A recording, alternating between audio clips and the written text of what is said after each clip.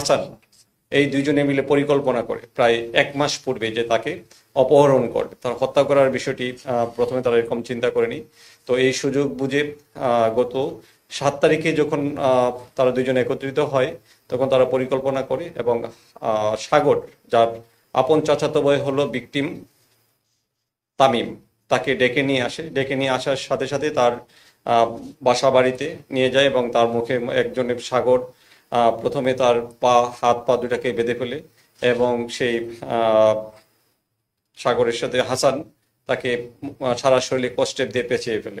তো এই অবস্থার মধ্যে দেখে তাকে রেখেই হাসান তাকে তার বাবা মাকে যে খবর দিতে তাকে খুঁজে পাওয়া যাচ্ছে না, ইতিমধ্যে সে নিজেই মসজিদের মাইকের মধ্যে গিয়ে সেই হাসান মাইকিং করে এবং সে আবার সিএনজি অটো রিক্সা নিয়ে এলাকার মধ্যে বিষয়টাকে অ্যালার্ন করার জন্য সে মাইকিং করা শুরু করে দেয় এবং পরবর্তীতে যখন সে আবার ফেরত আসে রাত 10টা-11টার দিকে, দেখে যে সে অলরেডি মারা গেছে। সে অবস্থায় তারা দুইজনে পাশের যে আমবাগান সেখানে নিয়ে লাশটা নিয়ে পেতে ফেলে দেয় এবং হাসানের প্রদত্ত একটা মোবাইল সিম নিয়ে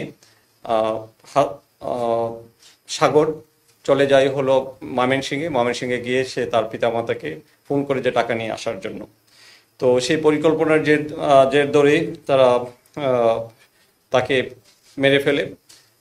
মেরে ফেলার পর যখন আমাদের অভিযানিক টিম তাদেরকে গিয়ে ধরে নিয়ে আসে এবং পরবর্তীতে তারা সেই ঘটনার যে বর্ণনা দিয়েছে সেটা আরও লোমহর্ষক, যে তাদেরকে একজনে গলায় চেপে ধরে এবং পায়ের মধ্যে ধরে গলা চেপে ধরার পর সে প্রচণ্ড চিৎকার করতেছিল যে মা বাবা আমাকে বাঁচাও বাঁচাও, বাট এই নরপিশাচগুলো কোনো অবস্থাতে তাদেরকে ছেড়ে দেয়নি। তো তাদের বিরুদ্ধে আইনানুগ ব্যবস্থা প্রক্রিয়াধীন। আমরা চেষ্টা করব যে মামলাটা আমরা র্যাপিড অ্যাকশন ব্যাটালিয়নে নিয়ে এসেও তাদের সর্বোচ্চ শাস্তি যেন নিশ্চিত করা যায় সেই বিষয়ে আমরা কার্যকরী ভূমিকা পালন করব। ধন্যবাদ আপনাদের সবাইকে।